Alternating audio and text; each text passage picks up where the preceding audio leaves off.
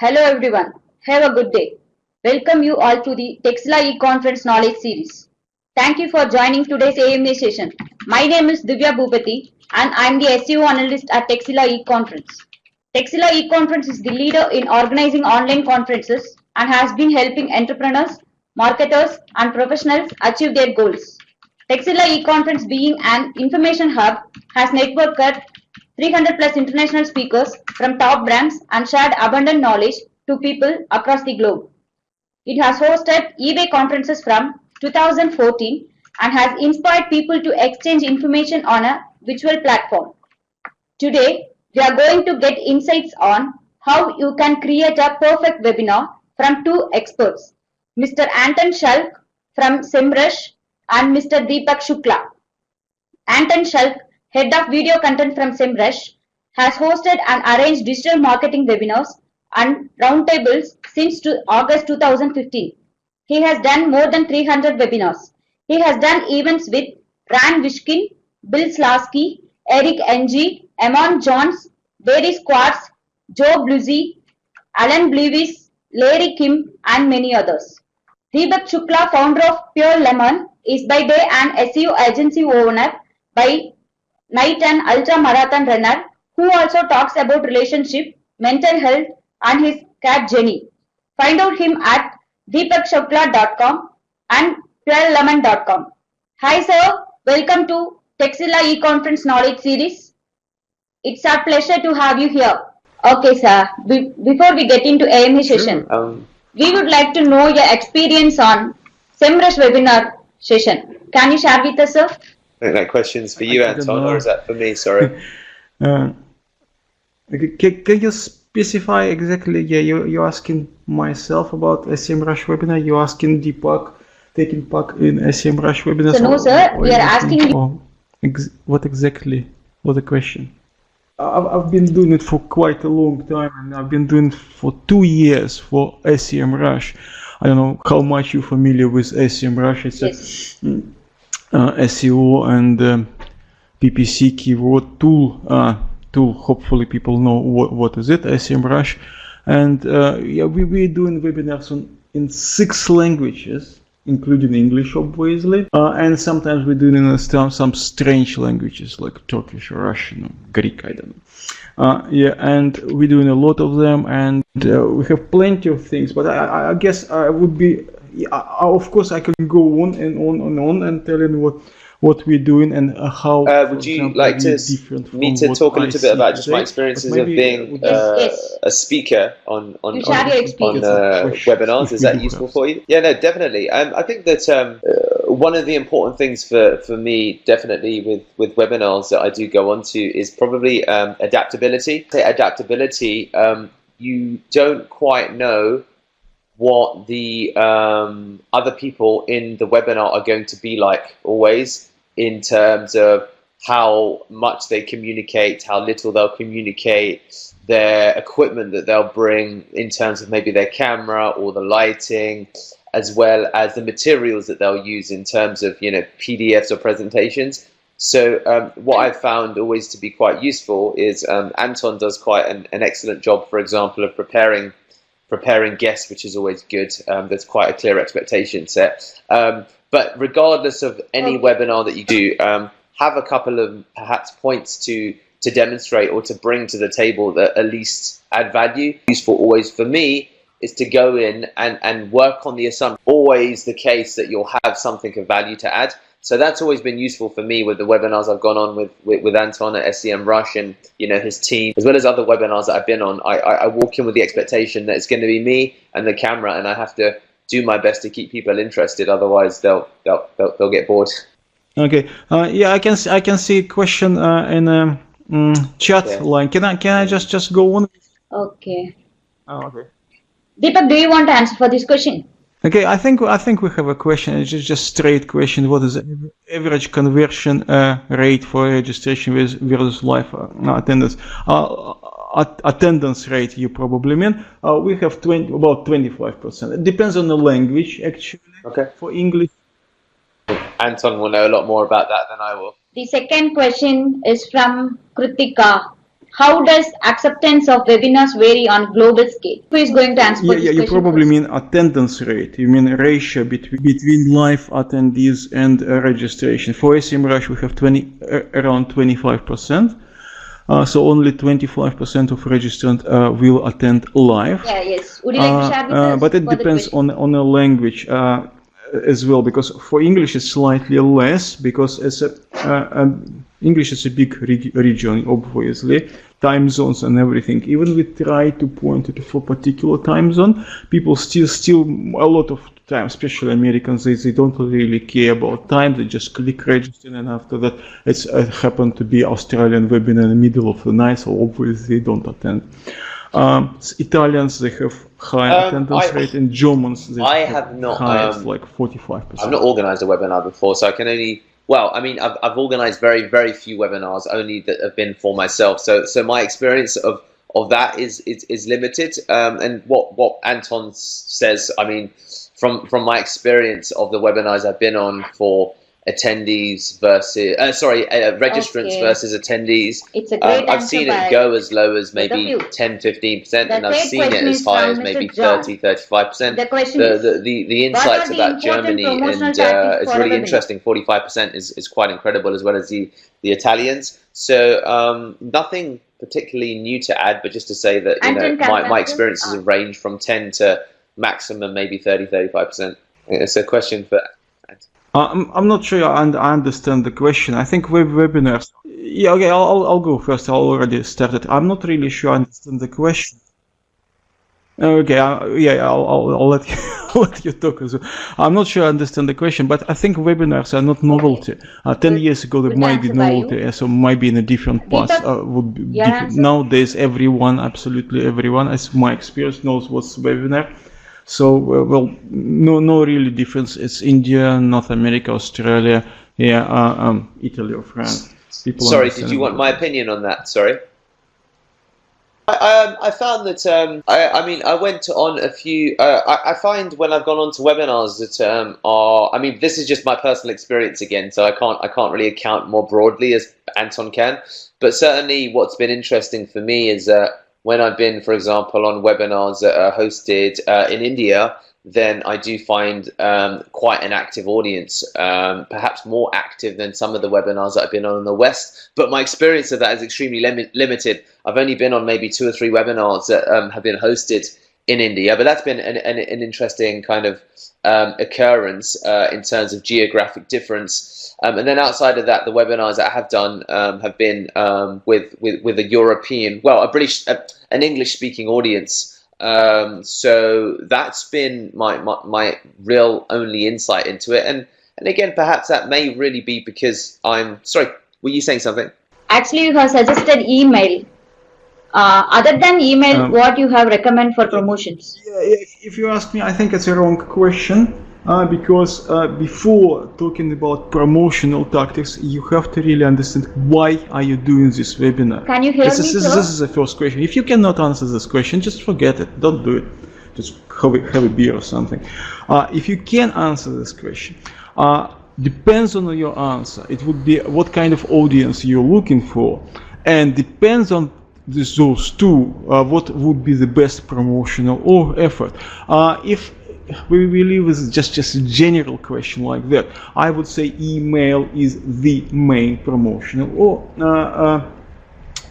tool. If you don't have a solid email list, active email list, people who opens your email, your webinar probably will fail, probably. But this is a very, very general answer. The first answer is absolutely. I think that to expand upon Anton's initial point, which I think is extremely important, like, why are you doing a webinar for? In this day and age, webinars are common. People don't, have an issue with understanding what it is. Alongside, so with that in mind, I think positioning is extremely important. Certainly, one of the things that happens when I will maybe discuss doing a webinar for SEMRUSH, there'll be a lot of back and forth on emails where we talk about, well, what's the unique angle, what is the actual positioning that's going to really add value to an audience. So a practical example of that would be that something something such as 7 steps to improve your LinkedIn profile wouldn't be enough of a positioning to add something really unique. So with that in mind, one of the important things when it comes to promotion, I think, is to really make sure that you're, from a copy perspective, as well as the actual value that you deliver perspective, bringing something that isn't, something I could go and find on a blog post immediately, because that's going to crush your conversions and initial registrants. And I think that's really important as well, alongside any, of course, promotional tactics, whether it's email, ad campaigns, retargeting, or kind of any of the stuff that you might do. Anton, do you want to go first, or? Yeah, but as I said, I answer generally speaking, because registration. If you're talking about you, we can hear you. Yeah, as I said, generally speaking, about 75% of registrations they comes from email marketing. If you do have a list, because if you don't, well, it's not gonna work, I think. Obviously, the paid traffic works, especially our experience for India. Paid traffic works. Yeah, Facebook advertising works to bring registration. But saying so, for paid traffic, the attendance rate is much lower. So, for example, if we got for Indian audience, if we got 26-27% attendance rate from email. From a paid traffic for Facebook, we got much less, like 12-13% attendance. For some reason, Indian audience, they registered from Facebook kind of easily. It's cheap, but they're not attending, which is, well, as I said, it depends what you want a webinar for, what kind of audience. Because obviously, if it's B2C webinar, Facebook advertisement would be valuable. If it's B2B, Facebook advertising probably would be counterproductive, because you will get people who are not really your target audience. Maybe you have to go to LinkedIn. We're doing LinkedIn promotion as well. It works with, it brings more business people, but in terms of numbers, less registrations, obviously, and it's much more expensive. Oh, wow. I think that Anton underlined a really excellent point there. A lot of it depends upon, in the same way that you've got to think about what is your positioning, I think it's important to understand what your end goal is. Now, for example, for myself, I run an SEO agency, right? So if I was trying to generate clients for that, then my audience would primarily be B2B. So with that in mind, I would definitely consider LinkedIn as a more appropriate platform, number one.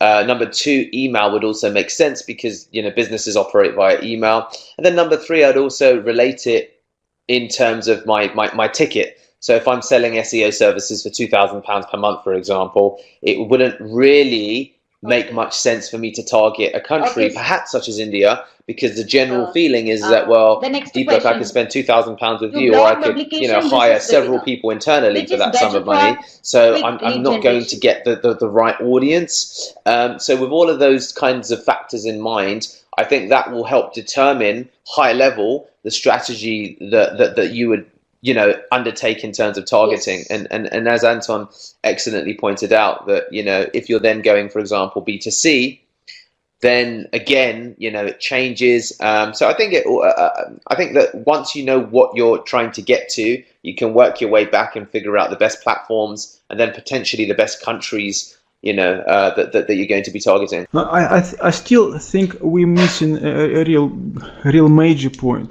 Why we're doing webinar for? What is for? This is major question. Before answering it, it's just absolutely all these details became irrelevant, because different companies doing webinars for different reasons. So, for example, Zoho, you must know this company. They only doing webinars for their own customers to explaining their tools. So this is completely different animal.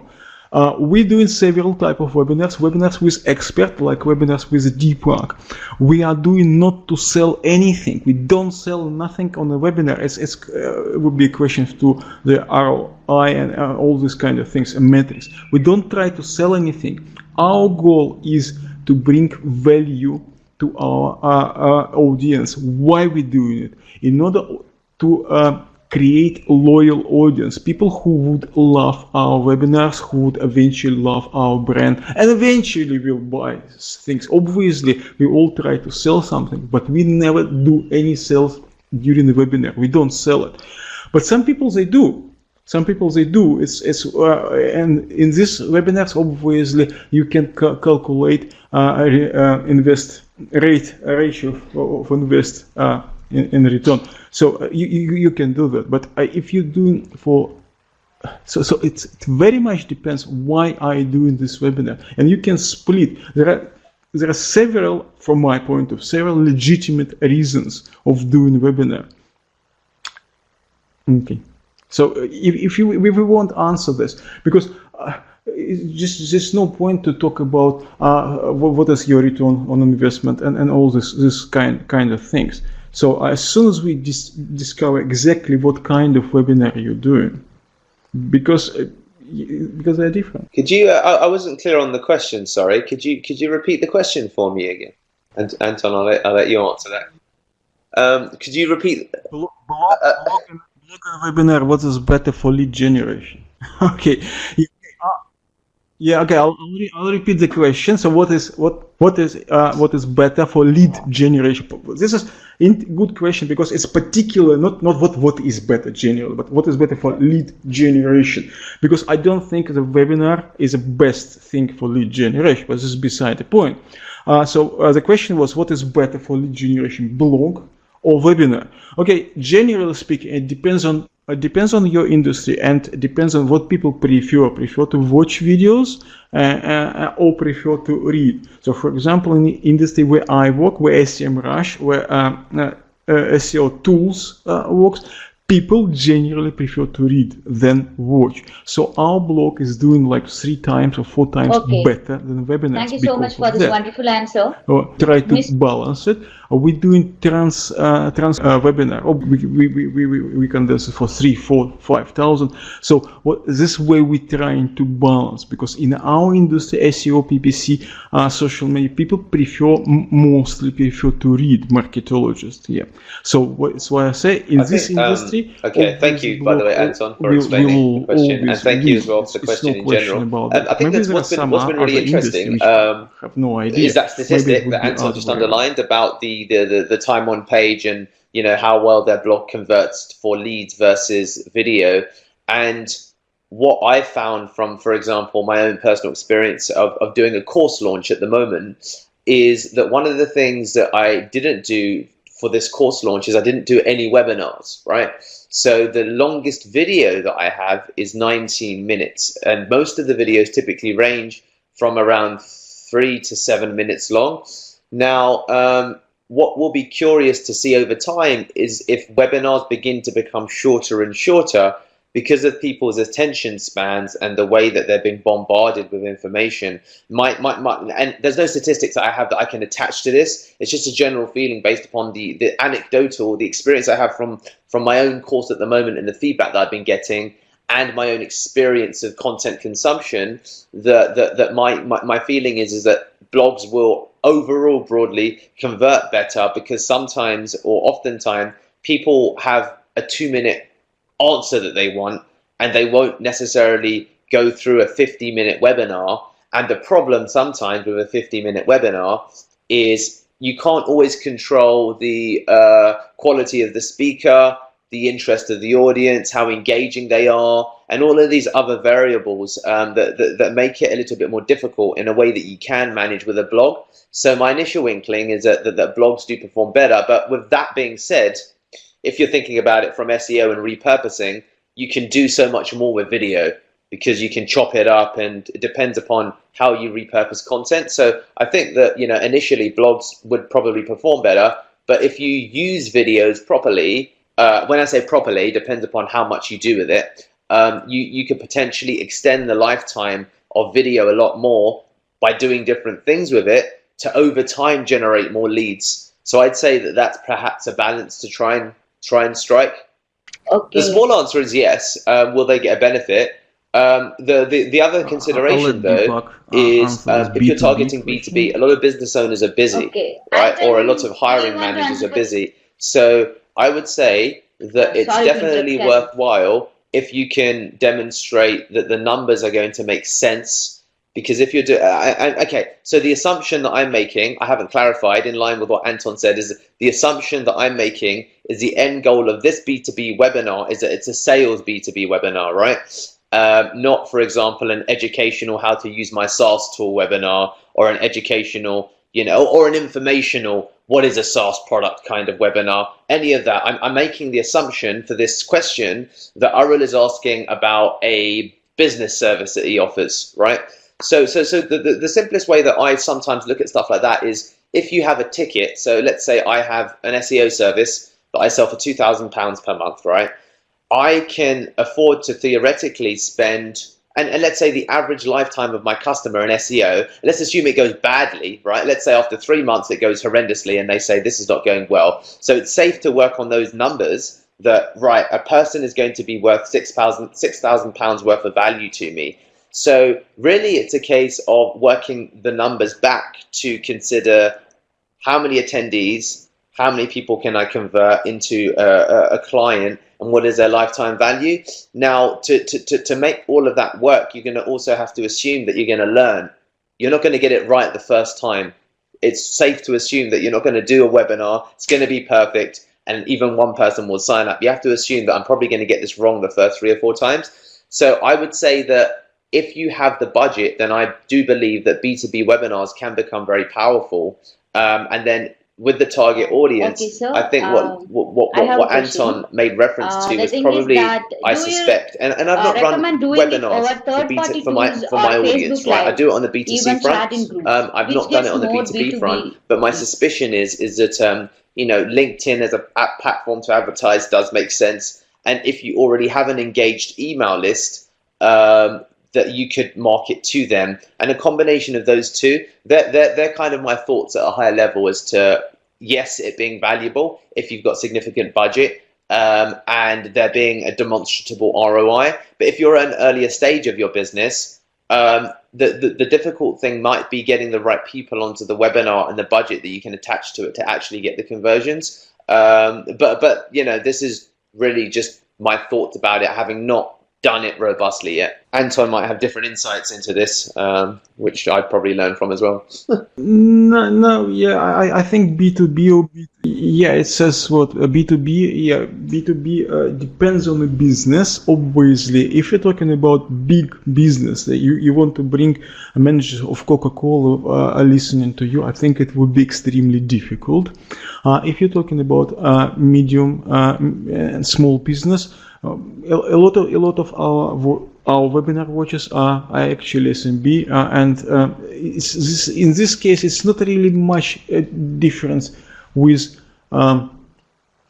B2C, because it depends on what industry and what's your product eventually. Because our product is a tool, SEMRUSH, SEO tool, so it could be used by individuals. It could be just freelancer SEO or in-house SEO, which is already B2B business. So if your product is B2B, yeah, why not? Webinar is a good tool. The main question is good tool to achieve what? This is we're kind of missing all this point all day long. But as I said, B2B, if you're trying to target a big business, I would think it's completely different animal. You have to pick up this manager from big companies one by one, basically by hands. One question from the attendee, probably would not work. George. But for middle, the question is, in order to justify the ROI, is there a minimum quality of webinar participants required? I think that I'll have a go at answering this question. Facebook Lives are, of course, very popular. I think that you're going to find less of your audience on Facebook potentially than you would in general. But I think the important thing to recognize here is that the act of doing the webinar is generally cheap enough for you to test. Whether Facebook Live is free, of course. You need a room, you need a good Wi-Fi, you need a camera, so you can kind of road test it. And then doing, for example, perhaps an evergreen webinar is also technically cheap to do. There's tools out there. People can find lifetime deals and probably find their way to testing these things cheaply. So I think that one of the important things underneath all of these questions again is that there's no reason why both can't be tested and compared. And then equally, I have seen, for example, depending upon what you're selling, if you're a SaaS software owner, I see, for example, a company called, I think, Find That Lead.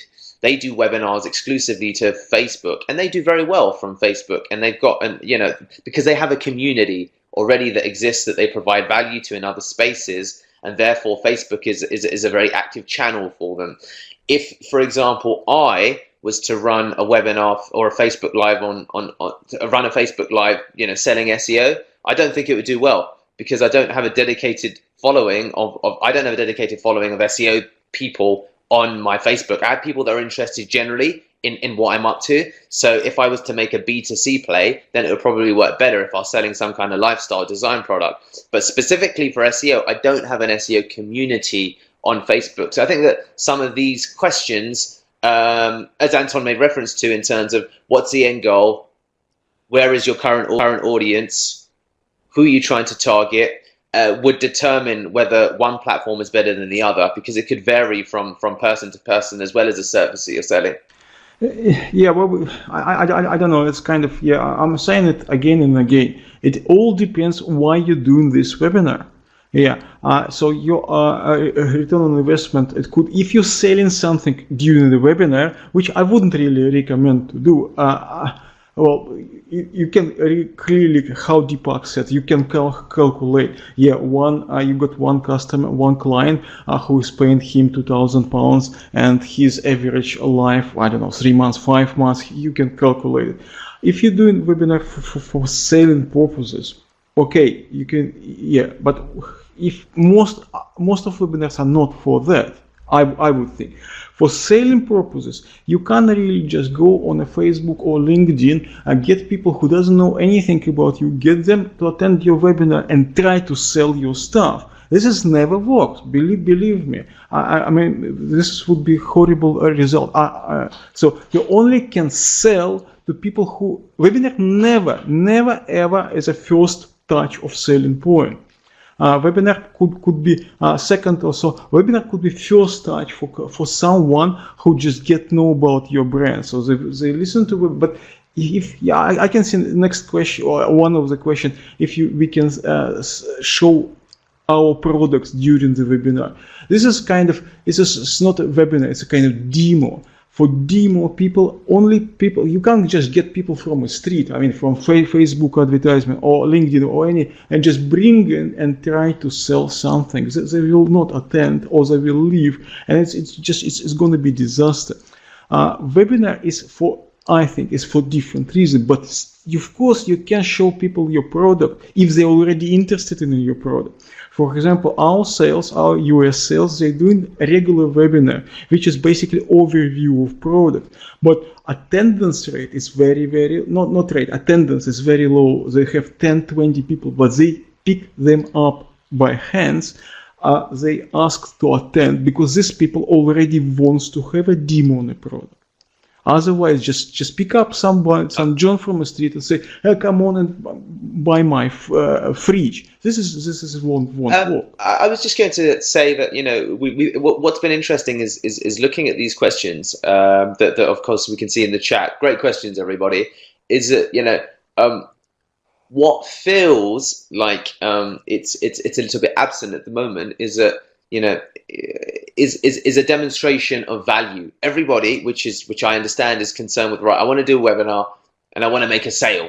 That seems to be the general kind of the undertone, and people have to take the same approach with their webinars as they take with how they make any decision of who to invest their money with, whether it's buying a watermelon at the market or whether it's putting down a deposit for a house. You have to lead with value first. That's the biggest thing. Like, building trust is the most crucial and It's a critical great part answer by you. of anything It's that very you do, informative. and that comes primarily first Thank you through for this delivering wonderful value. answer. So, Then moving you on to the can, next or we can question from the discuss, attendee, how Patrick. many leads can you generate? Does Is the Facebook 14-hour versus, window an to evergreen follow webinar for better? TV Is webinar Facebook still ads applies versus as an LinkedIn on-demand ads webinar versus versus a email live one? versus AdWords and all of these kinds of tactical things? But if people aren't coming first with demonstrating like tons of value, one of the everybody has a huge degree of common sense, right? I could never just approach somebody with a watch from my jacket on the market and say, hey, do you want to buy my watch? People do that, right? And you always say no, or you try it once, and the principles here are the same. So the first thing that needs to happen is with any webinar that you do is that you have to establish that you can offer value, because the person needs to trust your service, trust you, as well as trust the company. And these three things need to be in alignment. These three things really need to be in alignment. And if they're not in alignment, it's going to be very difficult to make any level of conversion, whether the conversion is them attending another webinar, whether the conversion is them signing up for a trial demo. If they don't trust you as a speaker, then it doesn't matter if your product is excellent. They'll think, I don't trust Deepak. They don't trust, of course, the company, because the company is either very new, or there's no reviews about the company, or no one else is speaking about the company. It's going to become difficult to convert them. And if they're not sure about your service or the value that you're delivering, then they can trust you. They can think your company's great, but they'll say that, well, I'm not really sure about the service. I like you, Deepak. I do like PearlLemon. They do look good, but I'm not sure of your SEO delivery, because 10 minutes ago you mentioned assume clients stay with you for 3 months. That's a really bad number. That means your clients are going badly, for example, right? So you need to make sure all of those three things are aligned. Otherwise, it doesn't matter, because people aren't going to buy from you. And I think that needs to be absolutely obvious when you do any of your pitching, whether that's email marketing, whether that's LinkedIn, because I'll often get emails, as probably we all do, and everyone moves straight to the sale, first of all. Well, everyone's very, very quick to say, look at what I can offer you. And I'm like, well, I don't know who you are. And that's not how I make my choices. So I think that, if people become cognizant to that, then it can make the potential ROI, whatever your end goal is, from a webinar that much more powerful, because all of those areas are in alignment: the company, the service or product, as well as the individual. Okay, Deepak, the answer was very interesting by you. And moving on to next question I'm not from sure the what. participant. I'll have a go at answering that, Patrick. window. Thank you for the question. How to generate leads? I guess I can the read question the comes question. out of I'm just not can sure. I still make a sale Okay. Yeah, of whatever I'm selling understand after the the question, webinar go in the next ahead. 2 days? Again, it depends upon the value that you're delivering. If I thought your webinar was crap, or if I thought that you were crap, or if I think your company, if the values aren't in alignment, and let's keep this in mind as we go through some of these questions, because we can probably skip some of them. If your values are not in alignment, it doesn't matter. All of the tactics don't matter. If someone constantly bombards me with an advert for the latest Bollywood film, but I go on to the reviews and see the reviews are rubbish, doesn't matter what you say to me. I'm like, well, my friend Geeta watched it and she said it was rubbish, so I don't care what you're going to say. I don't care about your promotional video. Or my friend Geeta told me that the director of this film was caught doing something inappropriate, so because of that, I don't care that the movie's good. I don't care. So it's massively, to go back to the original point that Anton actually discussed, and some of the ways that I'll send Anton a title for a webinar, and he'll say no.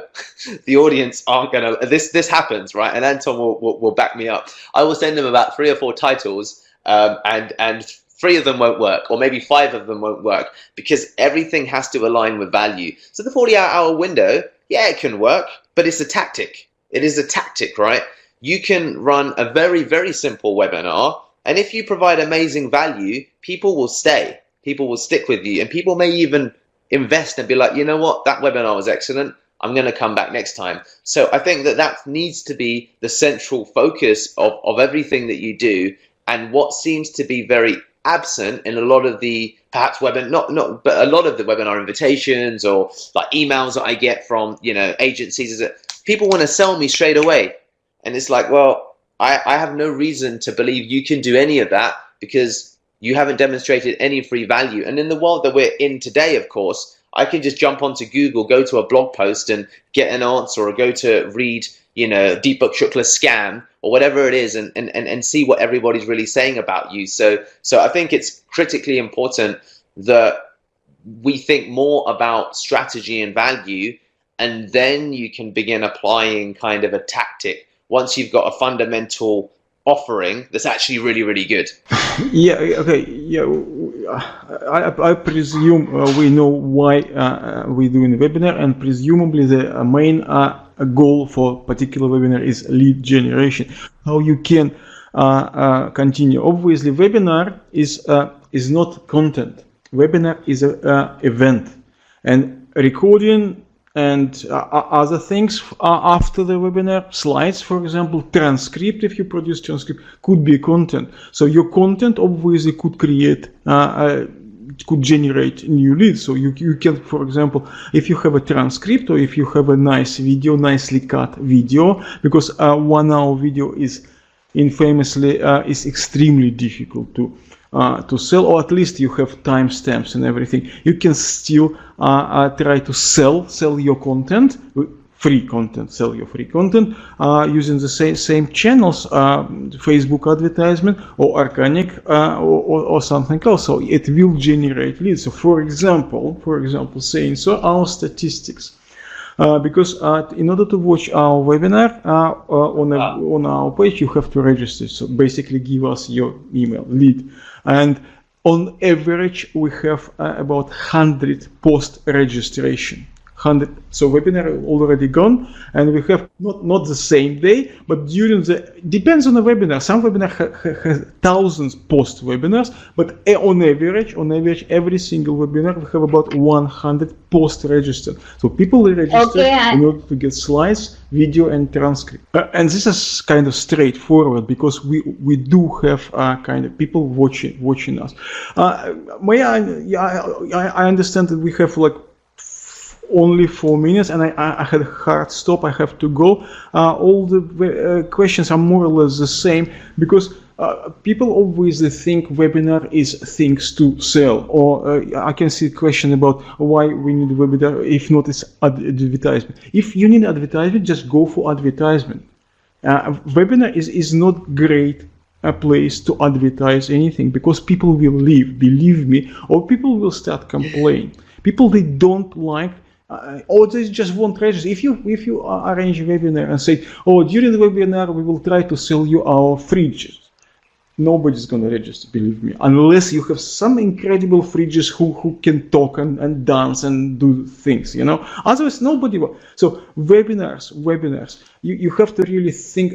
Maybe 10 years ago was completely different, the rarity. People were just interested to see how it works. Nowadays, every 5 minutes there is a webinar. So in order to get people, you have to give them value, interest. And value is value. What is value?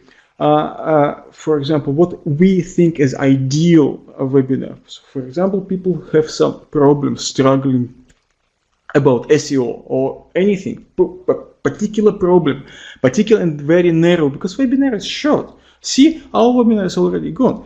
Webinar is very short, so there is a problem, and a lot of people struggling with the problem, but you know how to solve the problem. Maybe not 100%, 50%. And you say, guys, you're struggling with that. I don't know, we're struggling with direct traffic. You don't know what to do. And I know what's the solution. Well, not 100%, 50%. And I'm giving you the solution. And I'm not asking anything in return, besides leads, of course. But leads are not that important either, believe me. Because if your webinar is crap and you manage with a Facebook advertisement or something, got, I don't know, 1,000 leads, and everyone come down and says that this is complete crap. This is counterproductive. You won't be able to sell these people anything. And other way around. We very often we don't use this software. We use a YouTube live event, and when we advertise during the webinar itself, we give open Absolutely, you links, are right. links, so anyone can join. Absolutely, We you don't are right, know Mr. their links. We Anton. don't Thanks care. for your suggestion. Why? You Because have if follow these your people guidelines. join this webinar, they Before like you it, are they going will to come leave the back. session, I Can have we one get question the from links my at side. the end? Can you answer If for it? webinar is crap, only the fact that you have the email doesn't give you anything. And okay, give me one minute.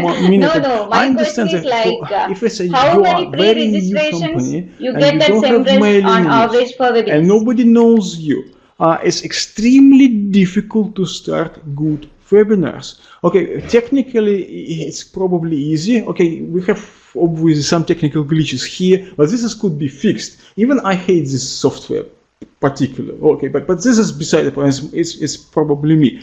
What technically you can fix, it's cheap, everything. But the problem is you are small and you're not gonna grow organically because you can't bring anyone because they don't know you. They don't want to work. Because when you're talking about a webinar and bring a value, you have to bring value not only to audience, you have to bring a value to us, to me, and to Deepak, for example. Because if there is no value for me, I'm not going to spend 1 hour of my time talking here.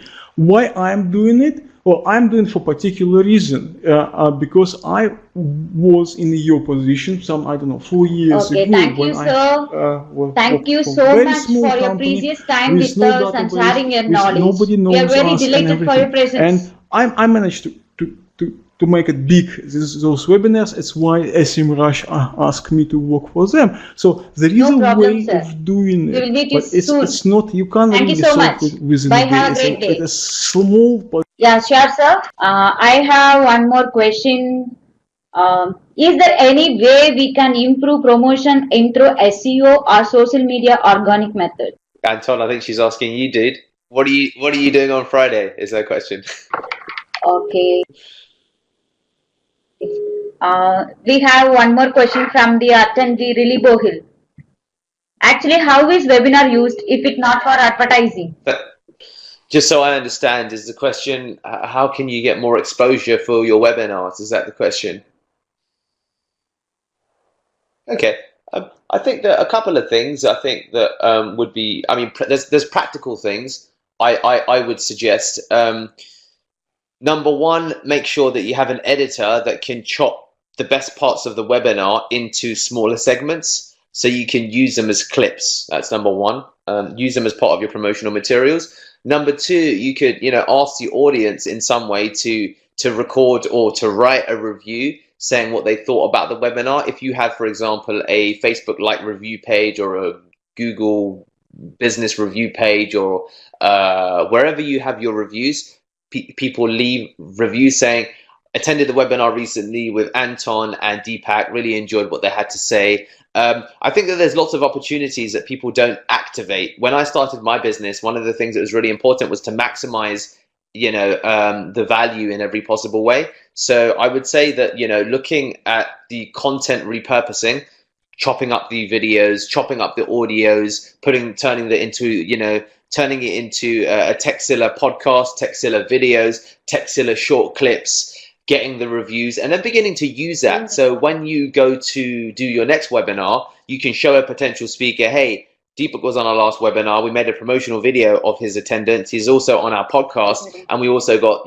3 Google reviews. And that's a much stronger proposition than saying, hey, would you like to be on our webinar? Then you have data, then you have content, then you have reviews. So if you can build a process along those lines, I think you can then maximize the returns that you can get from even the smallest webinar, right? Let's say there's 10 people on a webinar. But if you get 3 of them to leave a review and then 3 of them to leave a video, then you can really do more things with that. Okay, so this can be. I see 2 questions from the person you just pronounced, and then Mark. I'll answer both questions before I go. So webinars are used for advertising, right? But the advert doesn't need to be towards a sale. You could be advertising the value that you can bring, right?